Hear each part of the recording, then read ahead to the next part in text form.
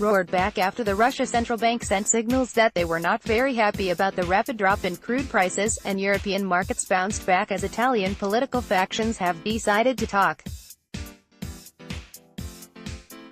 This comes as there is more evidence that OPEC and non-OPEC have achieved their goal of getting rid of the global petroleum glut. The Energy Information Administration (EIA) reports that the global glut of oil and liquids is gone, as global supplies are back at the 5-year average. This is not comforting as more companies are bailing on doing business with Iran as U.S. sanctions loom while global demand is soaring. As we predicted years ago when everyone was telling you that cheap energy prices were here for the foreseeable future, we said that we were laying the groundwork for a new Super Bowl cycle. While we may see another test of the lows in oil, that may be the next best buying opportunity this year. When Saudi Arabia and Russia signaled that they were laying the groundwork for a potential oil production increase at the June 22 meeting to offset the plunge in Venezuelan output and the potential loss of Iranian supply, they had no idea that it would quickly take almost 8% off the price in a few days. They probably had no idea because the increase, rumored on the high side to be an increase of 1 million barrels a day, is only a drop in the bucket compared to what the market was losing from the OPEC bad boys, Iran and Venezuela. So, when Reuters reported that the Russian central bank said falling oil prices would pose a risk to the country's financial sector, the market took that as a sign that Russia may not want to agree to raise output unless prices stabilize. And if Russia is worried about the sharp drop in oil prices in such a short period of time, you can bet your bottom barrel that the rest of the OPEC members are concerned as well. So traders, you must pay close attention to the OPEC pre-meeting on June 2 in Kuwait City as they meet to discuss OPEC matters, ahead of next month's OPEC, non-OPEC meeting in Vienna. Italy cries, that is so 2 days ago. Not to make light of the financial and political issues in Italy and Spain, but the market's reaction to the turmoil was overdone and ahead of itself. The Guardian reports that the leader of the Italian far-right party, the League, Matteo Salvini, cancelled political rallies to return to Rome early on Thursday, in what was a sign that what has left the country without a fully functioning government for months might soon be coming to an end. Salvini was heading back to the capital to meet with his coalition partner, Luigi Di Maio, the 31-year-old head of the anti-establishment, Five-Star Movement, to form a government.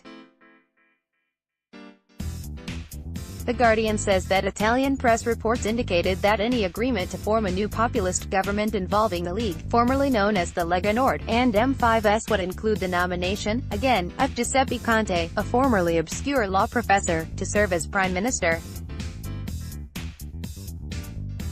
But the two populists, Di Maio and Salvini, were expected to back down on their earlier insistence that the 81-year-old Eurosceptic Paolo Savona, who had called Italy's adoption of the euro a historic mistake, serve as finance minister. So, in other words, the fears of a full-blown crisis in the EU is unlikely, and even if it does happen, the global economy is in a much better position to handle it. The real crisis may be another price spike in oil as companies run away from Iran, greatly increasing the odds that Iran's oil exports will be greatly reduced shortly. Reuters has reported on a few. French gas and power group Engie, PA smiley face, said on May 18 it would end its engineering contracts in Iran by November. Poland's dominant gas firm PGNiG has suspended a gas project in Iran because of the risk from U.S. sanctions, its deputy chief executive said on May 18. French oil major Total, PA smiley face, said on May 16 it would pull out of the South Pars project and unwind all related operations by November.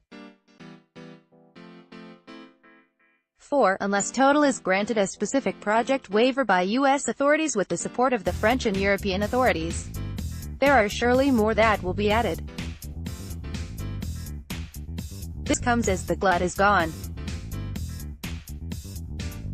Do you remember the oil supply glut that they said would never go away because of shale oil and OPEC not being able to comply with cuts?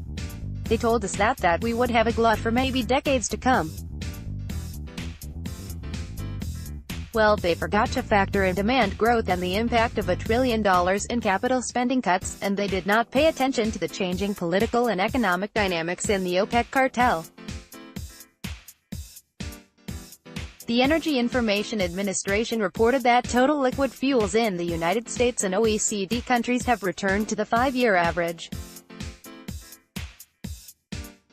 The EIA says that global petroleum inventories declined through 2017 and the first quarter of 2018, marking the end of an extended period of oversupply in global petroleum markets that began before the Organization of the Petroleum Exporting Countries (OPEC) in November 2016 agreement to cut production.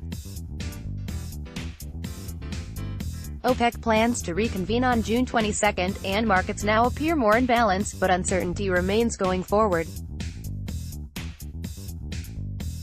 Because of the November 2016 OPEC supply agreement, which took effect in January 2017, OPEC member countries agreed to reduce crude oil production by 1.2 million barrels per day (BD) compared with October 2016 levels and to limit total OPEC production to 32.5 million BD. In addition, Russia agreed to reduce its crude oil production. OPEC extended the agreement in November 2017, with the production cuts remaining in place until the end of 2018. The American Petroleum Institute reported that we're up 1.001 million barrels, was down 1.682 million barrels and were up 1.466 million barrels while saw a drop of 132,000 barrels. The trade is awaiting the before getting too excited. Because of the holiday, we also get the today and we should see an injection of 101 BCF.